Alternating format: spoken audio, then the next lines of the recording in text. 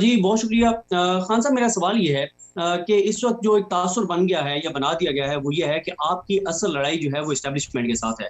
اور ہم یہ بات جانتے ہیں کہ اسٹیبلشمنٹ اس ملک کی بہت بڑی حقیقت ہے. بدقسمتی سے ہمارے ہاں سیاسی جماعتیں جو سیاسی جماعت باہر ہوتی ہے پارلیمنٹ سے حکومت سے, وہ کوشش کرتی ہے کہ کسی طرح سے اس کے اسٹیبلشمنٹ کے ساتھ معاملات بہتر ہوں اور اسٹیبلشمنٹ ان کو اقتدار میں لے آئے. اس وقت ایک تو تاثر آپ کے بارے میں یہ ہے کہ آپ کی لڑائی اسٹیبلشمنٹ سے ہے, دوسرا یہ ہے کہ آپ اسٹیبلشمنٹ کے ساتھ انگیج نہیں ہو رہے. آپ نے بہت زیادہ کہا کہ آپ نے نمبر بھی بلاک کر دیے ہیں. اور تیسرا, اسٹیبلشمنٹ یہ سمجھتی ہے کہ سوشل میڈیا پہ اوپر اسٹیبلشمنٹ کے حوالے سے جو کچھ ہو رہا ہے ادارے کے حوالے سے وہ آپ کی جماعت ایک طے شدہ منصوبے کے ساتھ کروا رہی ہے. تو جب آپ کی لڑائی اسٹیبلشمنٹ کے ساتھ ہے جو کہ ایک تاثر ہے, اور اگر آپ الیکشن ہار جاتے ہیں اس کے بعد آپ شور مچائیں گے, کتنا سا شور مچائیں گے, تو کیا آپ کی کا لائے عمل ہے جو اس وقت ہوا اور فضا ہے حلقوں میں وہ تو واضح طور پر آپ کے حق میں ہے. لیکن اگر اسٹیبلشمنٹ سے لڑائی کی وجہ سے آپ سیٹیں ہار جاتے ہیں تو سوائے اس کے کہ آپ بعد میں شور مچائیں گے, کیا آپ کے پاس لائے عمل ہے, آپ کیا کریں گے اس کے بعد؟ دیکھیں, میں کیوں اسٹیبلشمنٹ سے لڑوں گا؟ اسٹیبلشمنٹ کا مطلب فوج. اگر میرا تو کوئی لندن تو چھوڑو, پاکستان میں کوئی پراپرٹیز آپ نے سنا ہے نا, میری تو کوئی بار پراپرٹی نہیں ہے. میں نے تو جب میرا انہوں نے عدالت میں کیس کیا تھا, میرا جو لنڈن فلیٹ تھا, تو 8 مہینے میں نے عدالت میں کھڑے ہو کے ایک ایک بتایا کہ میرا وہ کدھر سے پیسہ آیا, کون سی انکم تھی. میں تو خیر کرکٹ کھیلتا تھا, تو میں نے اور منی ٹریل ساری دکھائی, وہ بیچ کے پاکستان پیسہ لے کے آ رہا ہوں, وہ بھی ساری منی ٹریل دکھائی. تو میں نے تو کہیں جانا نہیں ہے, میں نے تو یہی رہنا ہے, میرا تو یہ گھر ہے, میں تو پاکستان کے ساتھ بڑا ہوا ہوں. تو ہم کیوں چاہیں گے کہ ہماری فوج کمزور ہو؟ ہماری تو کوشش یہ ہوگی کہ ہماری فوج مضبوط ہو. اگر اسٹیبلشمنٹ غلط فیصلے کر بیٹھی ہے, دیکھیں پرابلم یہ ہوتا ہے ان کے پلان اے ہوتا ہے, پلان بی ہوتا ہے, پلان سی ہوتا ہے. اگر پلان اے سے یہ پلان بی پہ چلے گئے ہیں, میرے سے تو کسی نے پوچھا کیوں پلان بی پہ گئے ہیں, مجھے تو کسی نے نہیں بتایا, نہ وہ کوئی ڈسکس ہوا ہے, مجھے نہیں پتا کیوں گئے ہیں. لیکن مسئلہ یہ ہے کہ اندر ڈسکشنز نہیں ہوتی, ان کی جو مشاورت ہونی چاہیے نا وائڈ سپریڈ, وہ ہوتی نہیں ہے. کیسے یہ ایک دم پلان سے دوسرے پہ پہنچ جاتے ہیں, اور اگر وہ نہیں چلتا پلان تو کیا کوئی سیلف کریکٹیو میجرز ہیں؟ میں نے تو نہ کبھی کوئی ان سے لڑائی کسی سے کی ہے, نہ میں کبھی لڑائی کرنا چاہتا ہوں اسٹیبلشمنٹ سے. میں تو جب سے پالیٹکس میں آیا ہوں, میری تو ایک کوشش ہے کہ ہمارا ملک وہ بنے جس کے لیے یہ بنا تھا, اسلامی فلاحی ریاست. 26 سال سے اس کے لیے کوشش کر رہا ہوں. اب اگر کسی کا یہ خیال ہے کہ اسٹیبلشمنٹ میرے سے ناراض ہے, مجھے نہیں پتا کیوں ہے, مجھے تو کوئی آئیڈیا نہیں ہے. اگر کوئی میرے سے بات کرنا چاہتا ہے, میں سارا وقت دروازے کھلے ہیں. لیکن جو خطرناک چیز ہے نا, یہ جس طرف ہم جا رہے ہیں, مجھے اپنے ملک کی فکر ہے اس وقت, کیونکہ یہ جو ایک تاثر پبلک میں چلا گیا, اور آپ کہیں سوشل میڈیا میں, یہ یاد رکھیں سوشل میڈیا کو کوئی کنٹرول نہیں کرتا. آپ بھی صدیق, آپ سوشل میڈیا کو استعمال کرتے ہیں, آپ کو پتہ ہے کہ اگر آپ کوئی بھی چیز ایک ٹرینڈ شروع کریں, اگر اس ٹرینڈ کو لوگ اپناتے نہیں ہیں, وہ ایک دم ختم ہو جاتی ہے. جب تک سوشل میڈیا تو وہ چیز اٹھاتا ہے جو پبلک کی آواز ہے. یہ ایک قسم کی ایک نئی ڈیموکریسی آ چکی ہے. میرے پاس ٹیلی فون ہے, میری آواز ہے, اور میں ہر چیز کے اوپر بات کرتا ہوں. یہ ایک ایسی چیز ہے, یہ کنٹرول نہیں ہو سکتی. سوشل میڈیا میں مجھے یاد ہے, ہمیں کئی دفعہ کچھ ہوتا تھا, ہمیں پڑ جاتا تھا ہمارا سوشل میڈیا. آپ یہ کنٹرول نہیں کر سکتے. اب یہ جو تاثر چلا گیا ہے کہ یہ اس وقت اسٹیبلشمنٹ ان کے ساتھ کھڑی ہے, ان چوروں کے ساتھ. پاکستان 30 سال سے ہم ملک کو لوٹ رہے ہیں. 1100 ارب روپے کے ان کے اوپر اس وقت کرپشن کے کیسز تھے جو انہوں نے NRO 2 اپنے آپ کو دے دیا.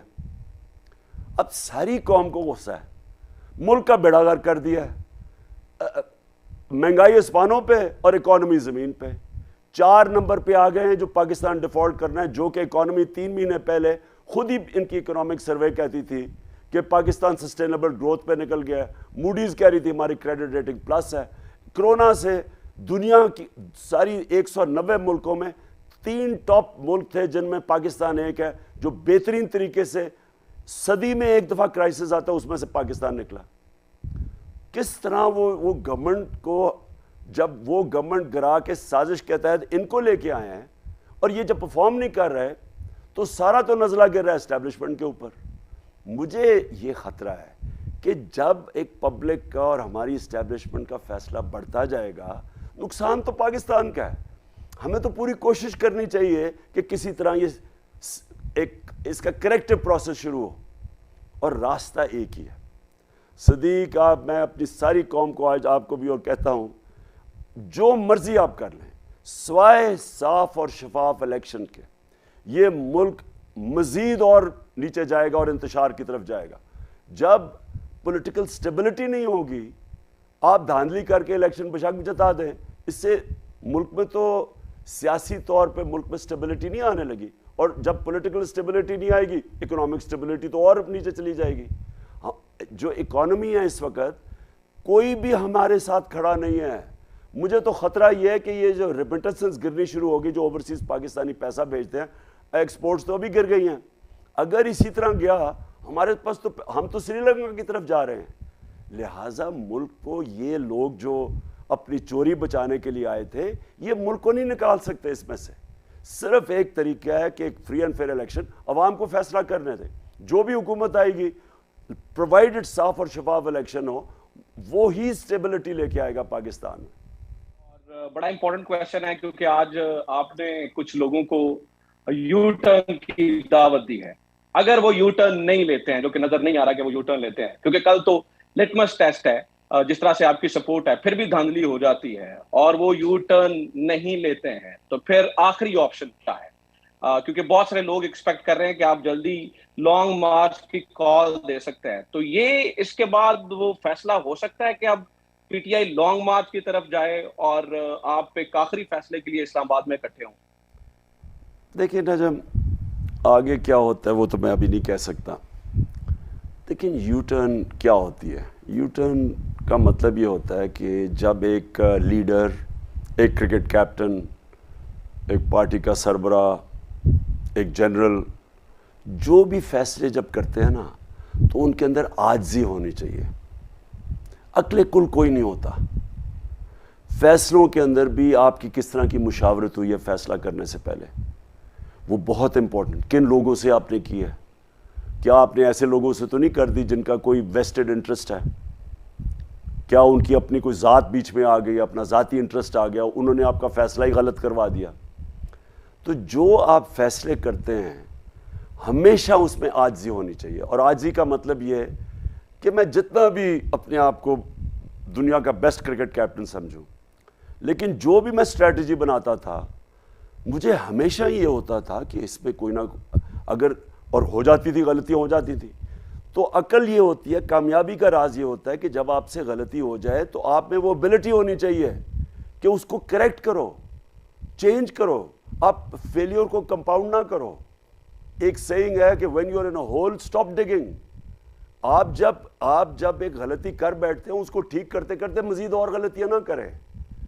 تو میں مثال دی تھی, دو بہت بڑی دنیا کے ایونٹس ہوئے تھے, دونوں دنیا کی اپنے وقت کی سب سے سپر پاورز تھی, جو ہٹلر کی جرمنی اور نیپولین جو اپنی جب پیک پہ تھا فرانس.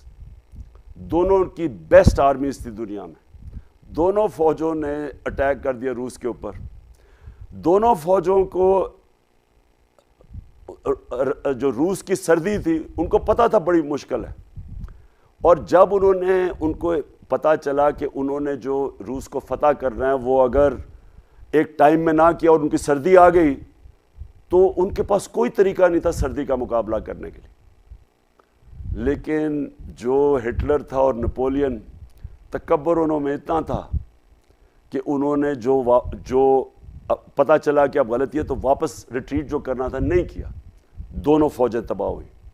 تو میں صرف یہ کہتا ہوں کہ میری زندگی, یہ جب بڑی اسٹوپڈ باتیں کرتے ہیں جنہوں نے زندگی میں انہوں نے کوئی اچیو ہی نہ کیا ہو, کوئی بڑے فیصلے نہ کیے ہوں, جی یو ٹرن ہو گئی.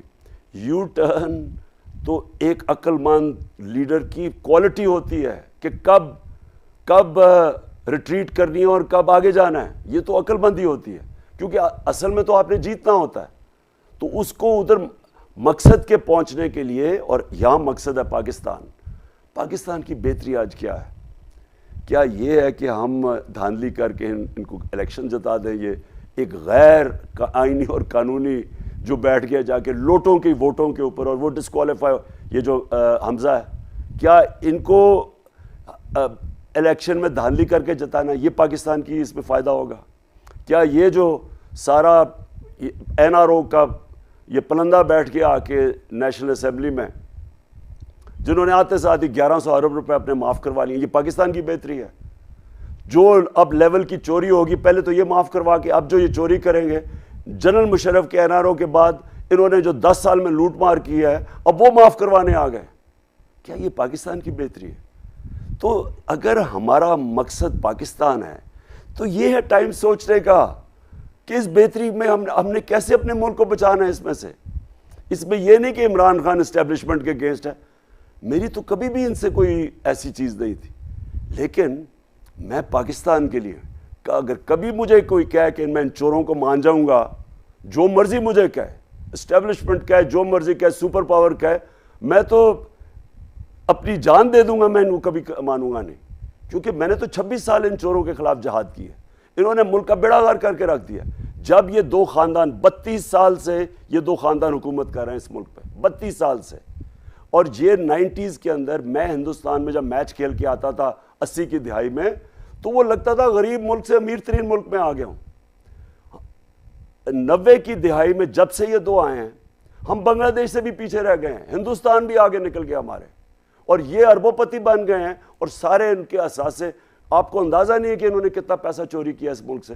ان کے لنڈن میں فلیٹ, ان کے آف شور اکاؤنٹس, یہ تو ابھی تھوڑی سی چیزیں سامنے آئی ہیں. تو یہ تو 30 سال سے ملک چوری کر کے پیسہ باہر لے کے جا رہے ہیں. اگر کسی کا خیال ہے, اگر اسٹیبلشمنٹ کا خیال ہے, کسی اور کا خیال ہے کہ میں کسی صورت میں ان چوروں کو تسلیم کروں گا, کسی کو اس غلط فہمی میں نہیں رہنا چاہیے. جب تک میرے میں خون ہے میں ان کا مقابلہ کروں گا. خان صاحب آپ یہ کہتے ہیں کہ, بلکہ کئی مرتبہ کہہ چکے ہیں کہ اسٹیبلشمنٹ سے آپ کی کوئی لڑائی نہیں ہے, نہ ہی فوج سے آپ لڑنا چاہتے ہیں اور نہ ہی لڑیں گے, لیکن آپ روزانہ کی بنیاد پہ مسٹر ایکس, مسٹر وائی, خفیہ پاورز, بلکہ اب تو پہلے کچھ ڈھکے چھپے الفاظ میں ہوتا تھا, اب آپ اسٹیبلشمنٹ کا نام لیتے ہیں. تو کیا یہ محاذ رائی نہیں؟ عام آدمی تو اس کو محاذ رائی ہی سمجھتا ہے اسٹیبلشمنٹ کے ساتھ. دوسرا, آج ایک خبر سامنے آئی ہے کہ آپ نے کوئی خواہش کا اظہار کیا تھا چیف الیکشن کمشنر سے خفیہ ملاقات کے حوالے سے. اس کے حوالے سے بھی ذرا بتائیے گا کہ اس میں کتنی حقیقت ہے. دیکھیں, سب سے پہلے تو اگر میں اگر کبھی اسٹیبلشمنٹ کی تنقید کرتا ہوں, تعمیری تنقید ہے, بہتری کے لیے, کوئی اس لیے نہیں کرتا کہ ہماری اسٹیبلشمنٹ ڈیمیج ہو اس سے. اور میری ایک سٹیٹمنٹ آپ نہیں بتا سکتے کہ میں نے کبھی کوئی ایسی سٹیٹمنٹ دی ہو کہ اپنے ملک کی فوج کو ڈیمیج کروں, کیونکہ میں انٹرنیشنل پرائم منسٹر بننے سے پہلے بھی میں انٹرنیشنل ریلیشنز دنیا میں پولیٹکس کے اندر میں نے یونیورسٹی سے کیا, اور میرا انٹرسٹ بھی وہ ہے, اور میں ساری مسلمان دنیا کو خاص طور پر سٹڈی کرتا رہا ہوں. دیکھیں, جو مسلمان دنیا ہے نا, اس کے اندر اگر ایک مسلمان ملک کے پاس کمزور فوج ہے تو جو آج کل کے حالات ہیں, آپ ذرا صرف نقشہ دیکھ لیں, لیبیا سے شروع ہوں, صومالیہ پہ پہنچیں, یمن پہنچیں, یہ ادھر سیریا پہنچیں, افغانستان, ساروں کا برا حال ہے. اس لیے ضروری یہ ہے کہ پاکستان ایک ملک کا ڈیفنس تکڑا ہونا چاہیے, اور ہمارا جس طرح کی بی جے پی کی حکومت ہے اس وقت ہندوستان میں, ایک خطرناک حکومت ہے. تھوڑا سا بھی یہ نظر آئے کہ پاکستان کمزور ہے, مجھے خطرہ اپنے ملک کا ہوگا. تو لہٰذا کبھی بھی ہم اپنی ملک کی فوج کو ڈیمیج نہیں کرنا چاہتے, لیکن کہیں جگہ آپ کو تنقید کرنی پڑتی ہے. اپنے بچوں کی بھی آپ تنقید کرتے ہیں نا, ان کی بھلائی کے لیے کرتے ہیں. میں اپنی پارٹی کے ممبرز لوگوں کی تنقید کرتا ہوں تاکہ وہ بہتر ہو, ڈیمیج کرنے کے لیے نہیں. اس وقت مجھے خطرہ یہ ہے کہ جس طرح ہم جا رہے ہیں, یہ کرپٹ سیٹ اپ کے ساتھ لنک ہوگی اسٹیبلشمنٹ. خطرہ یہ ہے کہ سارا جو یہ گند کر رہے ہیں, جو ملک کی معیشت, جو مہنگائی, وہ سارا نزلہ جائے گا اسٹیبلشمنٹ کے اوپر, اور عوام اور ان کے اندر فاصلے بڑھتے جائیں گے. لہٰذا ایز اے پاکستانی میری پوری کوشش ہے کہ میں ان کو گائیڈ کروں کہ اس میں سے صرف اب مزید بگڑتا جائے گا. ایک ہی راستہ آپ کے پاس ہے. اس ملک کو اگر آپ نے اس میں سے دلدل میں جو گھستا جا رہا ہے اسے نکالنا ہے. کوئی باہر کا ملک نہیں مدد کرنے لگا. جو بھی ہم سمجھتے ہیں نا کہ باہر کا ملک, وہ آپ نے شہباز شریف کا وہ دیکھا ہی ہوگا نا کہ میں ترکی گیا تو میں ادھر اور ادھر گیا تو میں بھیک مانگنے نہیں آیا لیکن مجبوری ہے ہم. وہ اس لیے ہے, وہ سمجھ رہے ہیں کہ باہر کے ملک ہمیں نکال لیں گے اس سے. وہ تھوڑی دیر کے لیے تو وہ کچھ مدد کر بھی سکتے ہیں, لیکن جب تک ملک اپنی مدد نہیں کرتا ہم اس میں سے نہیں نکلنے لگے جس طرف ہم جا رہے ہیں. تو ایز اے پاکستانی میرا کام ہے, ہم نے اس ملک میں ہمارا جینا مرنا ہے. میرا کوئی باہر پراپرٹیز نہیں ہے یا میں نے کوئی ملک سے باہر جانا ہے. اس لیے ہماری کوشش ہونی چاہیے کہ ڈائریکشن دیں. اور میں بڑا ہوں ان سب سے, میں پاکستان دنیا دیکھ کے میں ان کو ڈائریکشن دے رہا ہوں کہ دیکھیں اس راستے میں صرف ایک راستہ ہے اور وہ ہے فری اینڈ فیئر الیکشن. یہ تنقید نہیں, یہ یعنی یہ ڈیمیج کرنے کے لیے نہیں ہے, یہ ملک کی بہتری کے لیے اور سب کی بہتری. اور ظاہر ہے ملک اوپر جائے گا, فوج اوپر جائے گی اور ملک ساتھ ساتھ ہی اوپر جائیں گے, ساتھ ہی نیچے آئیں گے. چیف الیکشن کمشنر سے متعلق سوال کا جواب دے دیجیے گا. آپ نے خفیہ ملاقات کی کوشش کی, ان کی جانب سے انکار ہوا. اتنا گھٹیا آدمی جو اس طرح کی باتیں کرتا ہے, میں تو اس سے نہ کبھی ملنا چاہتا ہوں نہ اس کی شکل دیکھنا چاہتا ہوں. کیونکہ جو بددیانت دار آدمی یہ جو حرکتیں کر رہا ہے, میں نے ابھی کہہ رہا ہوں, میں نے اس ملک کی تاریخ میں کبھی اس طرح کا الیکشن کمشنر نہیں دیکھا.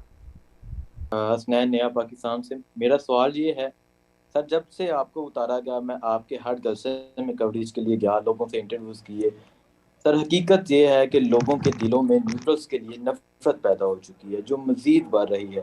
اگر یہ ہمارے نیوٹرل رہتے ہیں تو یہ نفرت ختم نہیں ہوگی. آخر یہ نفرت کیسے ختم ہوگی؟ اور سر جو ہمارے نیوٹرل ہیں وہ کب ٹھیک ہوں گے؟ آپ جو ڈائری لے کر گئے تھے وہ کب واپس آئیں گے؟ اور سر یوتھ کو کیا پیغام دینا چاہیں گے کل کے الیکشن کے لیے؟ دیکھیے اس کا تو خیر میں ابھی پہلے جواب دے بیٹھا ہوں.